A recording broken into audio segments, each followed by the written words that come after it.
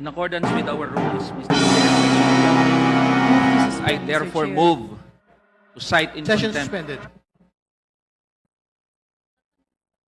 Mga boss, may naniniwala pa ba sa mga kontraktor tsaka sa mga DPWH officials na to na sangkot sa mga maanomalya at ghost flood control projects? Kayo mga boss, tanungin kayo, naniniwala kayo dyan? Ako mga boss, sa totoo lang, buwisit ako. Kasi alam naman natin, di nila kaya mag-isa yan. May mga kasabwat yan ng mga politiko. Keso mapa-congressman o mapa-senador.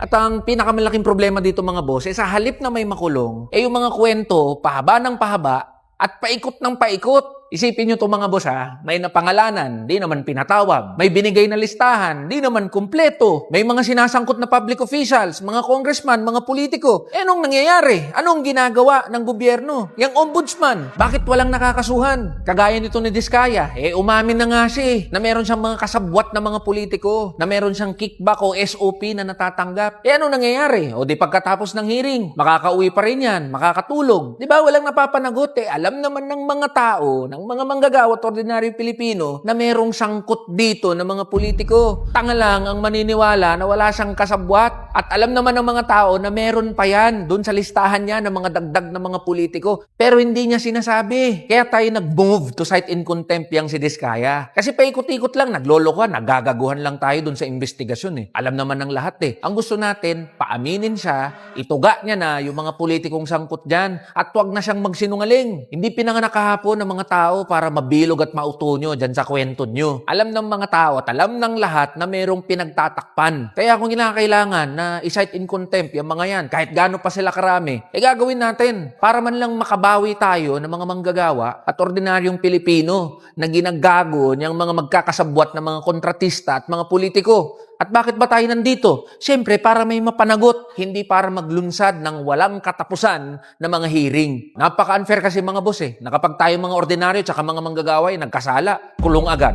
Wala nang litis-litis, wala nang hearing-hearing, diretso dun sa kulungan. Pero pag mga mayayaman at makapangyarihan, eto, sandamukal na mga hearing, sandamukal na investigasyon, tapos wala namang mapapanagot. Kaya ang gusto natin, may gumulong ang ulo, may makulong mula dito sa kagaguhan ng maanomalya at mga ghost flood control projects. Kaya mga boss, pakiusap ko sa inyo, wag nating tigilan na mag-ingay. Kasi kapag tumigil tayo na mag-ingay, makakalimutan nating lahat to. Pag nakalimutan natin to, walang mapapanagot, walang makukulong. So yun lang mga boss, laban lang tayo. Tara na, kamanggagawa.